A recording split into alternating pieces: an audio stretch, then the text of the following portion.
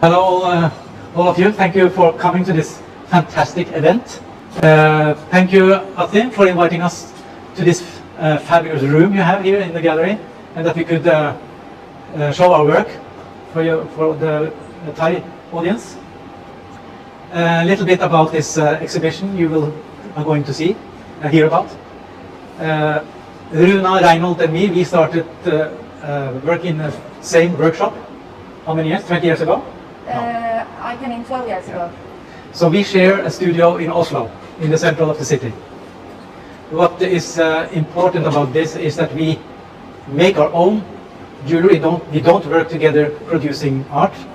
We share the same workshop, but we are collaboration when we have this kind of exhibition. Right.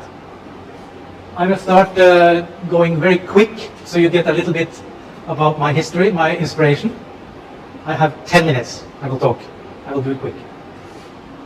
This is my other workshop. I work for the Norwegian broadcasting company as a technical engineer. I make all kind of TV equipment for the broadcasting company, like this and like this. This is my job. What I do here is my hobby. Okay? I have a fabulous hobby. This is my studio in Oslo. You can just go on very quick. This is one of my most important inspiration. This was my dog for 15 years, Neron. When I walked with him in the forest, I cleared my mind and I could think about new ideas. Please go on. This is a picture from Amsterdam where I used to study. In Amsterdam you see a lot of crazy stuff in the 70s. It's sex, drugs and rock and roll. And that's where I lived for 8 years. This is a graphic plate from where I get my inspiration. So the first part of my inspiration, and the most important, is inspiration from the nature. This, for instance, is a sponge from the nature. This is how it comes in the nature. It's a carrying device for a sponge. This is a cactus spike, which has the function as a needle, you will see here. Yeah, you just can go quickly. Nautilus, tiger nautilus shell. Egg is very important. Yes, you just go on. Cinnamon stick. This is a very important piece. It's my mother's gallstones, which we removed in 1960, and it's now a part of the collection in the National Museum in Stockholm. And my mother was very proud that her gallstones was in the museum. This is, you have seen it there. You just go. Again, the egg. Egg has all the information about fragile, birth, life, you know, and it's the perfect shape in the nature. And it's constructed in a way that if it breaks, like here, you can always change it by loosening up these wires. This is a carrying device for a camel shit, which I found in the Gobi Desert in China. Okay, now we're coming to the everyday life. Things what you should be familiar with, which is put into a new context. It used to be, you can just go on. In the kitchen is the sink drain, and now it's turned into a jewelry piece. A soap, which you're using every day.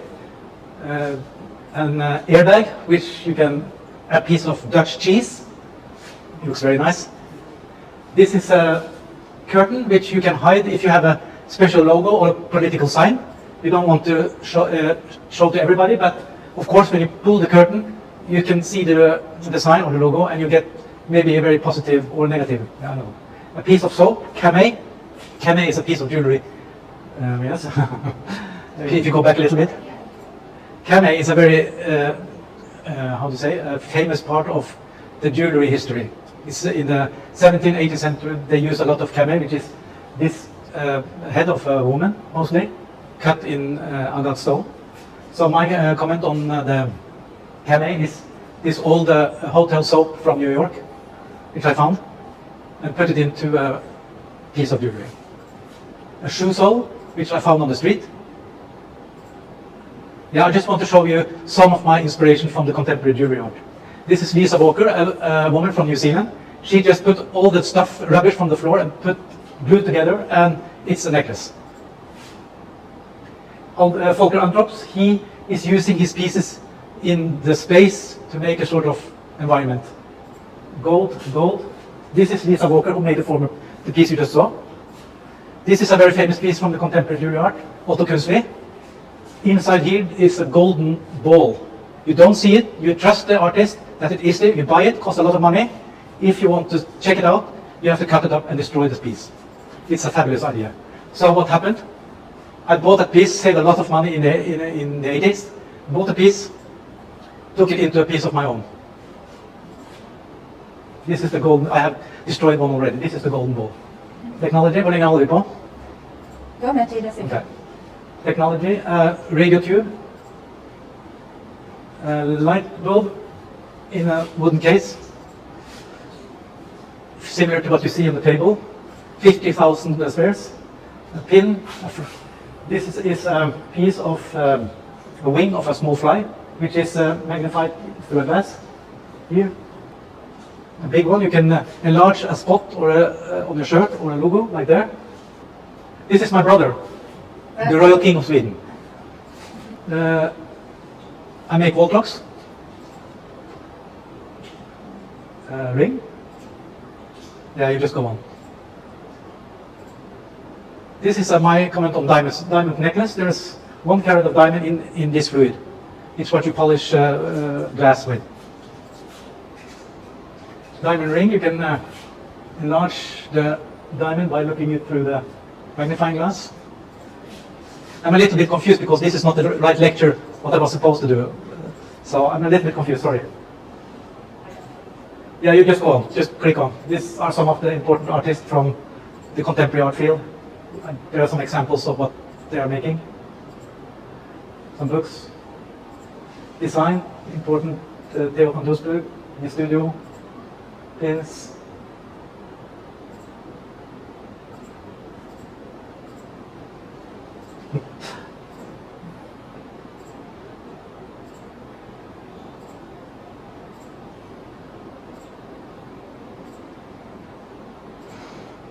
Okay.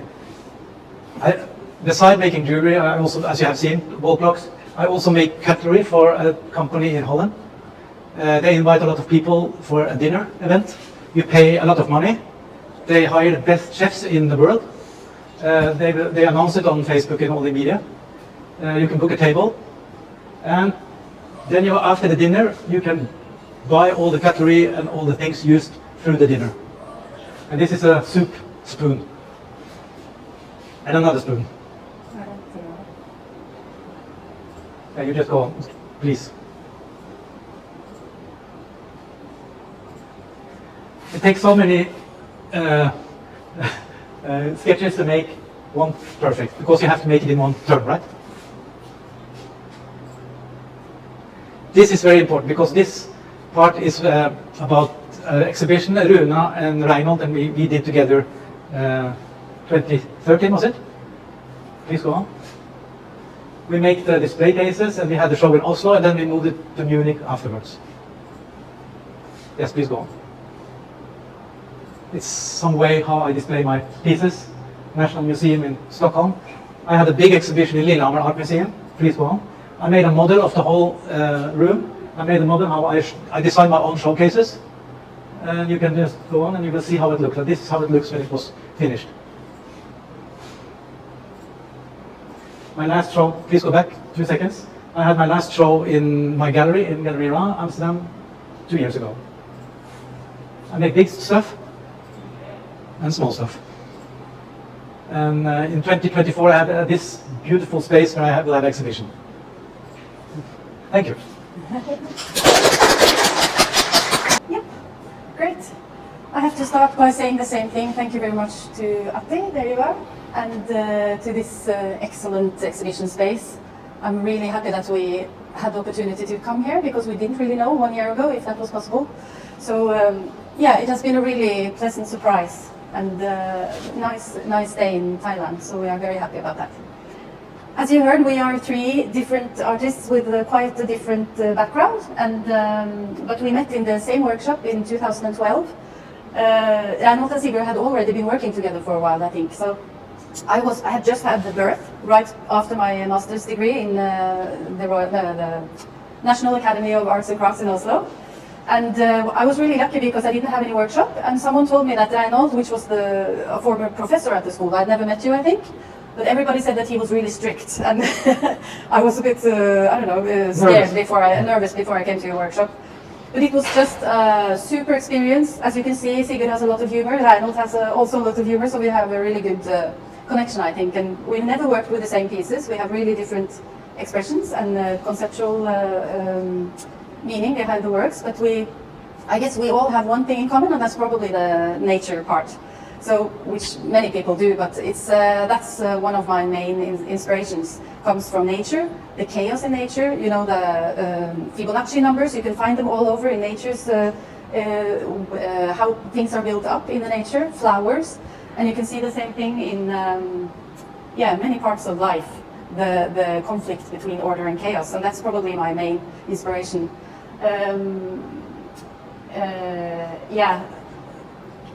I had to look at my own text on the wall to remember what to say. Well, I started out with the ceramics actually. I was an assistant at the Vilde Mordal, which she doesn't live anymore, but she made some really cool objects in Oslo with pins in ceramic, like needles and everything, and she burned it, and she just watched what happened afterwards. So I think that maybe made me more undersøkende. Investigation. Yeah, I like the investigation of what happens with the material. So when I finished the assistant work at her place, I went to Denmark to study art. And I worked mainly with ceramics and sculpture, graphics, photography, different fields. And I went to London suddenly just to travel. And there I worked as a servant for a long time while I walked around in the city and explored the museums. And especially the Natural Museum was the funnest place to walk through. And there I also actually experienced what jewelry can do, because I hadn't really seen experimental and artistic jewelry before. And I saw, it was Tone Vigland, which is one of our most important jewelry artists and sculptors in Norway. In London, she had an exhibition there, and vad heter han igen? Peter Skobik. I saw also some pieces by David Watkins. David Watkins, that's it. So that's where my interest started. I was a bit curious about the jewelry field. And when I came back to Norway, I started education in the product design field. So that was mainly because I thought that it was not very smart to be an artist, because I couldn't earn enough money to be an artist. But after 2 years in the product design school in Norway, Oslo Metropolitan, I applied for Oslo Academy of the Arts, and in the ceramic field actually. But I also applied for the metal department because I was a bit curious about it, and then I actually got in, and I chose the jewelry and metal department, and I've never looked back again, and I'm really happy that I chose that path. So that was the history behind, and as I said, chaos theory, fractal theory, nature's chaos versus order is always a recurring thing, maybe also because I can be a bit chaotic myself and have a need for order sometimes. And in the jewelry field I can really explore that part also. How far can you go before something gets too much chaotic, or how far can you go before something is too strict and boring, in my opinion? And how large can it be, and how heavy can it be? And I'm still working on that, so I think I'll always explore that through my pieces. But this is some of the first pieces I made after finishing school, together with an art group called Klink. We were 5-6 students starting an art group together, and we had an exhibition in Oslo where the name was Rumbeporfyr, and that's a Norwegian name for a very special old stone, which you can see a lot in the nature in Oslo. So the left piece is actually a lot of sand from this stone, which I grinded, and on a silver plate, and on top of the plate you have those pins and steel wire, which goes in curls, like totally chaotic, but when you get close you can see that they are very strictly put together. It makes a kind of a special shadow. You can't see it on this picture, but that's why it's called shadow, this piece. Yeah. Oh, we have to go fast. Sorry. Next one, please. This is some of the same pieces, but I started to grow them almost like nests, inspired by nature, and I also draw a lot without looking at the paper. Just drawing nature, drawing a lot, 100 drawings, and afterwards I made these pieces, and I put sand, enamel, glue, paint, and loads of things on it just to explore. Next, please. And this is a more strict version of the same inspiration, actually. Fractus is the name, and it comes from fractal, which means broken. And I was also looking a lot, also in a museum, and when I had a child, you know, they have this kaleidoscope. So it's inspired by that. And it's gold, steel wire with gold plated. Yeah. And this one is one of those I showed in Munich, I think, on our exhibition. Next, please. I've also been very much inspired by, we went to a trip to Japan, where they have this yokai and strange creatures in their tails. Let's call it the tails, Japanese tails. So I made my own creatures, and they're called grass bat hopper. You know, I put together different animals to make my own new creatures. Next, please. And this is also the same kind of thought with the shadow on the left. And I continued with the creature idea, but this time it was more about dinosaurs from the Natural History Museum. We've just arrived in the Norwegian National Museum, a big head of Triceratops. And I love to go to those kinds of exhibitions. So it's inspired by that. Next. By skeletons, I have to say, mostly. So this is one of the last projects I had during the last years, and it's called Houses of the Holy. And I found some architectural drawings from holy houses, so-called holy houses, like Taj Mahal, the St. Peter's Church in Rome, and I think several churches, but mainly those two. And in Paris, what is it called, yet? Notre Dame. Notre Dame. So I actually cut up hand-sawed these pieces from the architectural floor plans, and I put them together in a different shape just to play with it. But not only that, it was also kind of a reflection or thoughts around how religion sometimes forces rules on people. You know, it's not always beautiful what happens in religious, some really strict religious environments. And that was kind of my protest, to say that I'll make my own. I'll make my own religion, or I'll took my freedom to just change the whole concept of it. And they are all silver, oxidized. Next, please. And this is the last project. I will continue this project for my solo exhibition in Norway in Kunstnerforbundet in October. And the first thing I started with, just like with the drawings, I started origami paper folding. So that was the starting point, and I really wanted to make movable jewelry. Also inspired by nature, and also this need for me to control even more, even though I often go the opposite side of the chaos part. This is more control. And I tried to move them. So these pieces on the left side are actually hinged. So they have this hinge, so you can change the shape. You can't see it on the picture, but that was the first idea. And then I found out that there's a really famous artist from the 30s, 40s, I think, in the United States. She did the same thing, but with large objects. So that stopped me a bit, but I'm going to work with it, and we'll see what happens. But for this exhibition, I've used some of these pieces called contrapunkt, and that is also related to music, because I'm very much attached to music. It's very important for me when I work, and I listen to every kind of music. You can maybe see that this is the metal part of my interest in music. So I've been listening to quite heavy music when I made these pieces. And yes, so yeah, contrapunkt also means side by side, or something going against each other. So you have many different melodies working at the same time, and that's kind of how I work. So I can work with 5 different projects at the same time, and finally I put them together, or maybe they live their own life in another project. So I never finish a piece. I can go and cut them up again and put them together in a different shape next month. So I'm not very, yeah, I go with the flow, try to go with the flow. So that was very fast. I don't know if I forgot anything, but the most important thing is maybe to feel the pieces and lift them up and try them on, because I really don't like pieces in glass, jewelry glass. It's supposed to be worn and to be felt. So feel free when Reinhold has finished his part. Thank you. So I should raise them. บอกว่า Genesis มันเป็นอัลบั้มเพลงที่เขาเอามาเป็นอินสปิเรชั่นสำหรับงานชิ้นนี้โอเค Go on. Number 5 is jewelry concerning paintings. It's meant to be a little bit humorous. But as I said in the statement, I'm trying to make jewelry that symbolically should connect the wearer with something greater.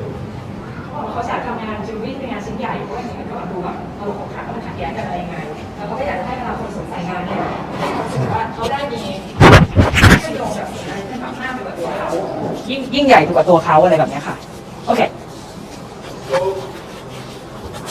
I think, for example, about this water donation. That was my first approach. That's all. And this piece is an exhibition and it's called Gratitude. It's a piece about the source that holds everything together. งานชิ้นนี้ก็จะพูดถึงเรื่องพลังงานของธรรมชาติหรือว่าแรงของธรรมชาติอะไรพวกนี้อันนี้ก็จะพูดถึงเรื่องแรงโน้มถ่วงนะคะ gravitation แล้วก็บอกว่าตัวชิ้นงานชิ้นนี้พอเราจับขึ้นมาเราก็จะสัมผัสได้ถึงแรงโน้มถ่วง gravitation ของมันโอเค Another important source of nature is vibration. Apparently, opposite forces, one thing is keeping it together, and another thing is trying to bring it apart. โอเค Vibrate. โอเคอีกชิ้นหนึ่งที่เขาพูดถึงเรื่องพลังงานของธรรมชาติก็คือเรื่อง vibration การสั่นสะเทือนเขาบอกว่าชิ้นแรกเนี่ยเรื่องแรงดึงดูดเนี่ยแรงโน้มถ่วงเนี่ยมันคือการ compact เข้ามาอยู่ด้วยกันการรวมตัวด้วยกันแต่พอเป็น vibration หรือว่าแรงสั่นเนี่ยมันคือการกระจายตัวออกโอเค So the gravitation piece is made of granite and silver, gravitation ก็จะเป็นหินแกรนิตกับเงิน and the vibration thing is made of a tuning fork for very deep tuning. for what The letter that I have made. for violin you said for what kind of tuning sorry Very deep, he said very deep, the composer. โอเค so ไอตัว vibration เนี่ยมันก็จะเป็นไอตัวลักษณะจูนเสียงของเครื่องดนตรีฟังไม่ค่อยได้แต่น่าจะเป็นไวโอลินนะคะโอเค The reason why it is very deep tuning is that there is a discussion going on whether the Western tuning is good or not. So this tuning is more close to the vibration of nature. อ๋อแล้วพูดถึงเรื่องการจูนเสียงอะไรอย่างเงี้ยเขาบอกบางทีทางพวกประเทศยุโรปอะไรอย่างเงี้ยเขาบอกเขาพยายามจะจูนทุกสิ่งทุกอย่างให้มันเข้าไปอยู่ในรูปแบบของเขาเนี่ยมันก็เลยเหมือนว่ามันก็น่าสนใจว่ามันเป็นฟอร์สของเนเจอร์ด้วยหรือเปล่าของการที่พยายามจะปรับทัศนคติหรือว่าจูนทุกอย่างให้มันเข้ากันโอเค So another topic that has been working with is the universe, and this piece is called universal shit. อันนี้ก็เขาทำเรื่องเกี่ยวกับจักรวาลแล้วงานชิ้นนี้เขาก็เรียกว่าของจักรวาล And it's a meteorite that comes from asteroids that are orbiting between Mars and Jupiter.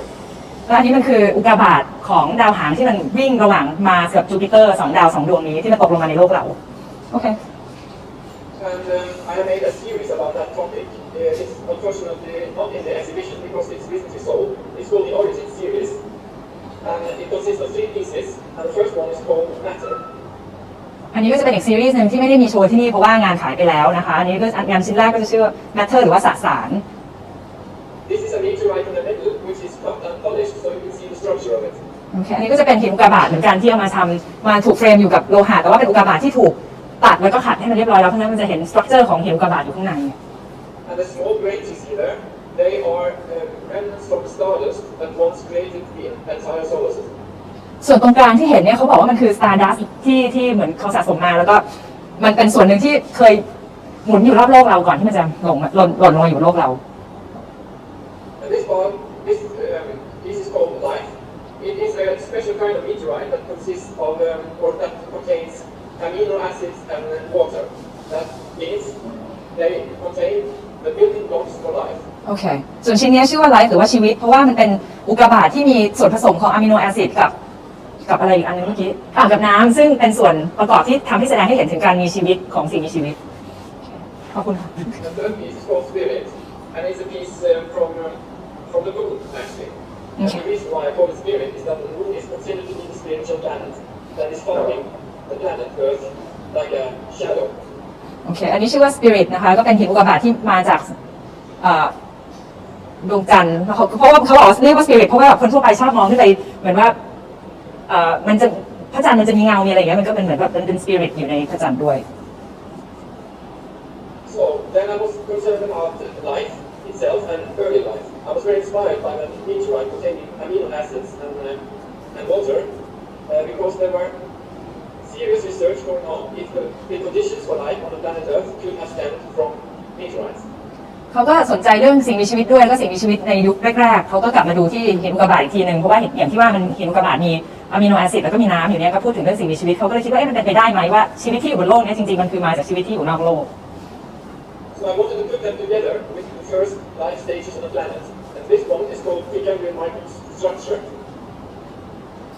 ชิ้นนี้ก็จะชื่อว่า Precambrian microstructure คือแบบชีวิตที่แบบมายุคก่อนที่จะมาเป็นยุคเรายุคโบราณยุคหินยุคอะไรประมาณนั้น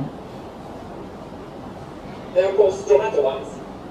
ตัววัสดุมันชื่อว่า stromatolite And they are one of the earliest life forms that we know. อันนี้ก็เขาก็บอกว่ามันเป็นสิ่งมีชีวิตแรกๆที่พวกเรารู้จักเลยที่มันเกิดมานานมากแล้ว It was an algae culture มันเป็นเหมือนพวกสาหร่าย that contained chlorophyll and was able to produce oxygen. โอเคมันก็มีคลอโรฟิลแล้วก็สร้างออกซิเจนได้ด้วยค่ะ And the researchers wonder maybe that was the oxygen that was necessary for more advanced life forms to emerge on the planet. เขาก็เลยคิดกันว่ามันอาจจะเป็นสิ่งที่สร้างออกซิเจนให้สัตว์หรือว่าสิ่งมีชีวิตอื่นๆในโลกนี้เกิดขึ้นได้ในยุคก่อน So here's a little bit more advanced life forms from oceans. It's called spinning spiral mammal and has an ammonite. อันนี้ก็จะเป็นแอมโมไนต์นะคะอันนี้ก็จะมาจากสิ่งที่เจอที่ใต้ทะเลแล้วอันนี้เขาเรียกว่า spinning spiral mandala คือไอ้มันดาราที่มันหมุนได้ And here another piece. It's from a dinosaur, a tooth from a dinosaur, and you can see it in the exhibition. อันนี้ก็จะเป็นอีกชิ้นหนึ่งจะเป็นฟันของไดโนเสาร์ค่ะ And then I was concerned after the general life, I was concerned about human life. หลังจากที่พูดถึงชีวิตทั่วๆไปแล้วเขาก็กลับมาดูชีวิตของมนุษย์บ้าง And this is a hammer, or it looks like a hammer. I call it a system stone expanding tool number 2. อันนี้หน้าตามันจะเหมือนค้อนนะคะแต่เขาเรียกว่ามันคือเครื่องช่วยเหลือในการกระเทาะในการทุบอะไรประมาณนั้น And the stone part of it is the genuine Stone Age tool. ส่วนหัวของค้อนเนี่ยมันคือเครื่องมือของคนสมัยยุคหินจริงๆเลย So the reason why I have used tools is that one of the traits of humankind is that it works, also working. ที่เขาเลือกที่จะมาดูเกี่ยวกับเรื่องอุปกรณ์ต่างๆเนี่ยเพราะว่าสิ่งสำคัญสำหรับมนุษย์เนี่ยคือมนุษย์สามารถที่จะทำงานได้ซึ่งอาจจะไม่เหมือนสัตว์ชนิดอื่น Another trait is that man is symbolizing. Someone has once said that man is a symbolizing animal. ก็พูดถึงเรื่องการใช้ซิมโบลหรือว่าสัญญาต่างๆเพราะว่ามนุษย์เนี่ยเป็นสปีชีส์ที่แบบมีการใช้สัญญาเยอะมาก The point with that is that when I use this tool as a jewelry, it changes from being a tool to being a symbol. เขาบอกว่าพอเอาอันนี้มาทำเป็นงานจิวเวลรี่เนี่ยมันเลยเกิดการเปลี่ยนแปลงสภาพจากการที่มันเป็นอุปกรณ์ที่ใช้สำหรับทำงานมาเปลี่ยนเป็นอุปกรณ์ที่มีสัญญาพิเศษหรือว่าสัญญาใหม่ขึ้นมา But then at the same time, symbolizing is pointing to another phenomenon with humankind is that it is transgressing. It's more complicated to explain, but I just mentioned it now. โอเค อันนี้เขาก็พูดว่าเรื่องการสัญญาเนี่ยเรื่องการ symbolize ที่เขาพูดถึงเนี่ยสิ่งหนึ่งที่เขาพูดถึงคือ transgressing ก็คือการเสื่อมถอยของเรากลับไปประมาณนั้นแต่เขาบอกว่ามันอาจจะยุ่งยากที่จะอธิบายแต่เขาอยากจะแค่เกริ่นขึ้นมาให้นึกเอาไว้นิดนึงแล้วกันว่างานของเขาเกี่ยวกับอะไรบ้าง Here's another piece called a sample stone expanding tool. อันนี้ก็จะเป็นอีกอันหนึ่งก็จะเป็นงานเครื่องทุบจากสมัยยุคหิน And this one is called Inner Eye. It's unfortunately not in the exhibition because it's also sold, but it is a attempt of mine to interpret the human consciousness as a whole. Human consciousness is what perceives something. อันนี้ชื่อว่า Inner Eye นะคะงานนี้มีอยู่ที่นี่เพราะว่าขายไปแล้วแต่ว่าลักษณะของมันคือตาภายในลักษณะของมันจะเป็นเหมือนเป็นถ้วยหรือว่าอะไรประมาณอย่างนั้นเพราะว่าเขาบอก Inner Eye เนี่ยมันคือเป็นที่เก็บของจิตสำนึกของเราเพราะฉะนั้นเขาก็เลยแสดงผ่านสัญญาที่มันออกมาเป็นถ้วยเก็บจิตสำนึกของเราเพราะว่าสิ่งต่างๆที่เรามองเห็นในโลกนี้มันก็ขึ้นมาจากจิตสำนึกหรือว่า consciousness ของเราเอง Or it could be another way. It could be a bowl or a parabole antennae. It could be a what? A parabole antennae. Parabole antenna I don't know what that is Satellite dish. อ๋อโอเคหรือว่ามันอาจจะเป็นจานดาวเทียมก็ได้โอเค Okay. So the last piece is in the exhibition, and it's called a sandstone scraping tool. I think this has some. It contains both of those words. I think it's a kind of you can look at it as a bowl or as a scraper. So I end the small lecture with this one. You can look at it in the exhibition. โอเค อันนี้ก็จะชื่อว่าเครื่องมือขูดของมนุษย์ยุคหินนะคะ อันนี้แต่ว่าเขาบอกบางทีที่ดูไปมันก็ดูเหมือนเป็นโบเป็นถ้วยเป็นอะไรได้เหมือนกัน แต่ว่าเดี๋ยวยังไงงานชิ้นนี้อยู่บนโต๊ะเดี๋ยวไปดูใกล้ๆกันได้โอเค Thank you. Is that all? Alright, thank you so much. Thank you. Can you stop screening? Okay. So maybe a little bit of Q&A if there's anything มีคนถามอะไรไหมคะถามศิลปินตอนนี้เลยก็ได้ ถ้าไม่มีคำถามก็เดี๋ยวจะพาเดินชมแล้วก็ได้ลองสวมใส่งานเนาะ Okay, well thank you so much, the three of you. Do you have any comments you want to finish it off with, or? No, you can go to the table and look at all the pieces. All right. Well, thank you so much, Reinhold. We'll take a quick photo of you and the two other artists. Can you go stand over there, and then we'll do a quick photo.